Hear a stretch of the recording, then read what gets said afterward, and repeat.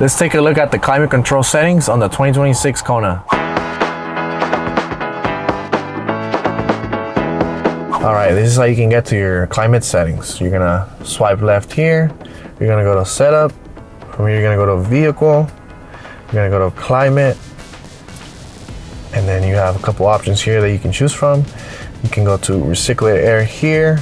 You have activate up on washer fluid use, which basically it prevents the washer fluid scent from entering the cabin. You have automatic ventilation here. You have automatic dehumidify, which automatically switches to fresh air ventilation to decrease humidity after an extended use of recirculate air. Then you can also schedule your own ventilation there. You have defog, defrost options here. Auto defog basically automatically activates the climate system to prevent windshield from fogging up. Then you have climate features here.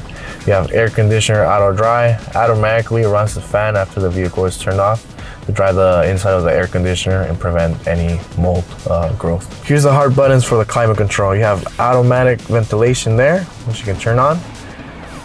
This is the button to turn off the ventilation. You have circulation here, and then you have this button to get air from the outside.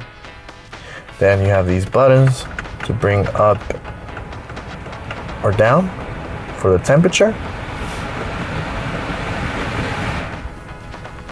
You have AC. You have the option for syncing the same temperature on both sides, passenger and driver.